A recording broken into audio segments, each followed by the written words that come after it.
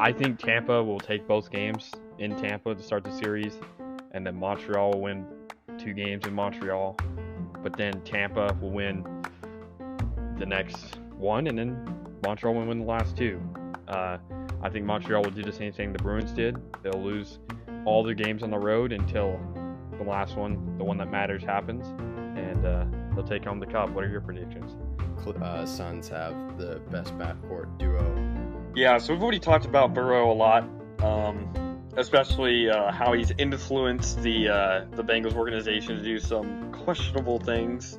A great job from the Islanders to rebound off that and force a Game 7 with Bellavide's game-winning goal in overtime in Game 6. We don't talk about the 2010s because the 2010s had the Astros, and if the Astros didn't happen, the Yankees would have won in 2017 over the Dodgers.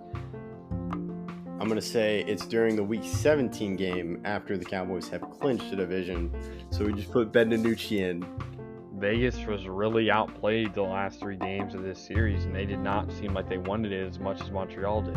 And then the Oilers versus the Jets. Jets haven't been playing well. Oilers, you got a great offense with Connor McDavid. So I have them sweeping them. Yeah, well, I don't think you heard my point. The San Francisco Giants have 3 more in the 2010s than the Rangers have in their entire history. So, yeah. It's hard to get back and to get back-to-back wins. And I don't see the Lightning doing it here, so I have them losing to the Hurricanes in 6. DeAndre Ayton, I think, will step up in this series and shut down Jokic enough for this to work out for them. He was close to Frank Reich, and they want Frank Reich back, so that's what they got. It's their discount Frank Reich in Eagles' eyes.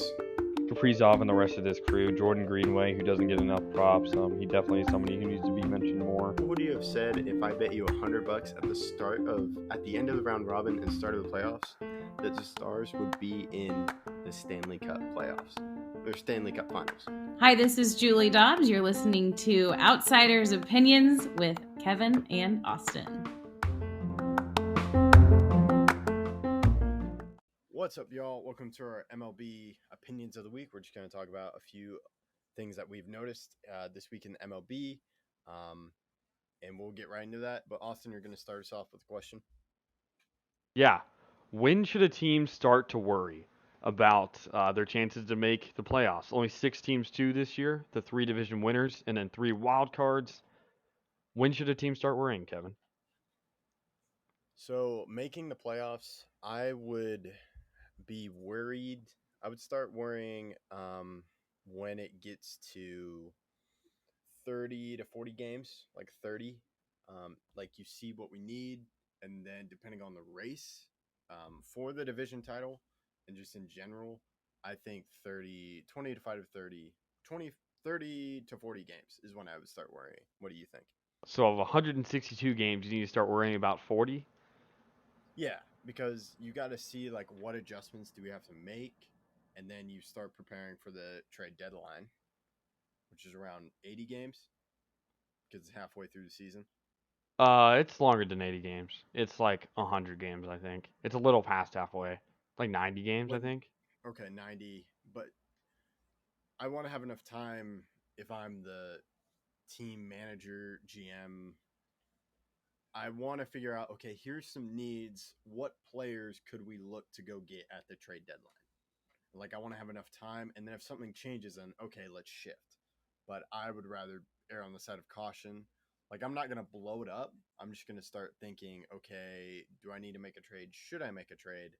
And that's like during that process, 30 to 40 games, you start worrying and then prepare for the trade deadline leading up to it. Yeah, I'd probably say 60 games. Give you about 30-game window to make all those selections. Probably give you a month. And you're obviously looking at it more and more and more as the season goes along. But truly worrying, I would say, like I said, about, let me think. Yeah, 60 games. Okay, yeah.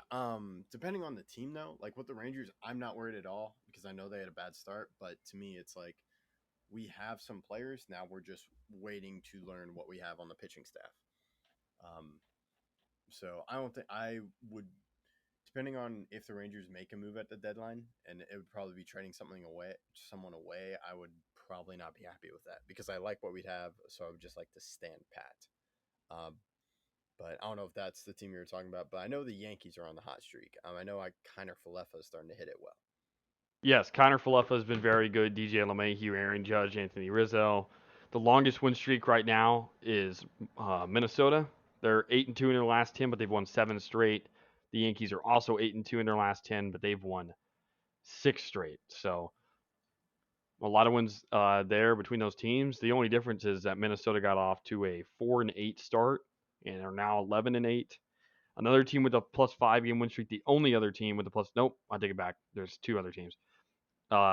One is the Angels, who are now 13-7, 7-3 in their last 10, and the last team that is on a 5 or bigger game win streak is the Miami Marlins, who are down 10-8, 7-3 in their last 10, and have won 5 straight. Yeah, so the Angels, we can talk about them. They're leading the AL West, which when Trout and Ohtani are healthy, they're great, and their pitching staff is doing just enough. I think Syndergaard is also playing well. So it's just good to see that with Ohtani because that's what they should do. But the Mariners are close in second. They're only 2 games behind, 1.5 games back. So the Mariners, I think they're still figuring some things out. But it will be interesting to see how that shakes up. And if there's an injury to Trout, I know Trout dealt with an injury earlier on, like he got hit with the baseball in the hand. But if he stays healthy and Ohtani keeps playing well and stays healthy as well, then I think they should win the division or at least make the playoffs. But then the Astros are third. And then the thing that's also surprising to me is the Athletics. The Rangers are last and the Athletics are off to a hot start. They made a lot of trades and they're really not bad like I thought they would be, which is good. But I would expect them to lose steam. what do you think? Who'd you say? The Athletics. Do you think they Oh lose yeah, steam? Yeah. they may lose steam, especially after their remarkable early start. 10-9 isn't the greatest start in the world, but after the offseason they had, getting rid of so many players, it definitely seemed like that's not the route that they were planning on taking. But it's not necessarily a bad thing. And like I said, if they continue to, I said this before earlier, if they continue to win, I wouldn't be surprised if they make moves to help them win down now in the future. But I also wouldn't be surprised if they start losing again, and that brings them back down to earth. Yeah. For the And Marlins, what were you saying?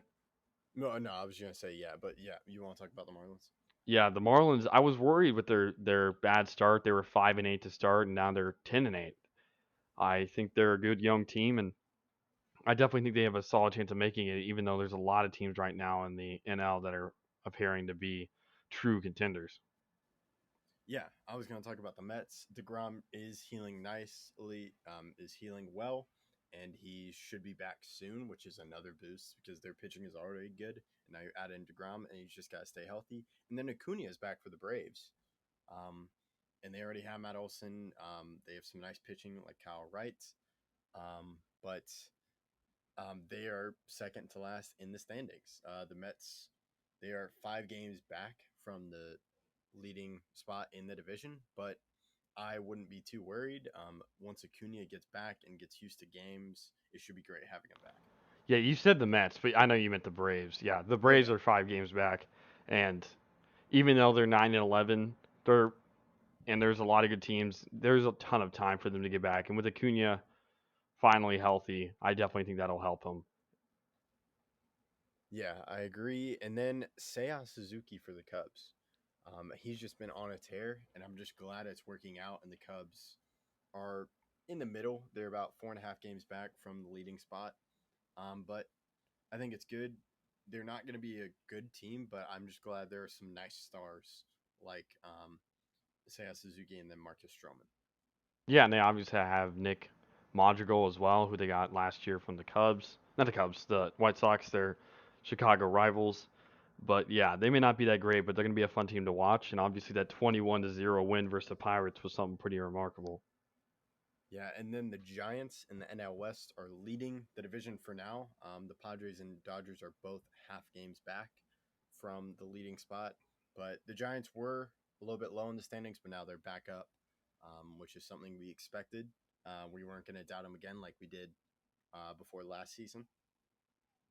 Yeah, and I've been one of their true uh, supporters, and while I'm not a Giants fan, I definitely think that they are one of the best teams in the league, and I don't know why people continue to doubt them after everything they did last year. Yeah, it's a good point. And then one final thing is the Rangers. Guess who they called up? Sam Huff? Yes, because of paternity leave. Um, so it will be interesting. I think Sam Huff's future is at first base because I don't know defensively as a catcher what he can do, but as a hitter, he's incredible. Yeah, and I think the more hitting the merrier, but pitching is really what the Rangers need, and they're going to need to continue to grow that if they want to have a serious chance at making the playoffs.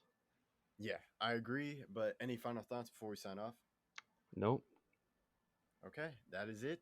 Thank you for listening to Outsiders Opinions.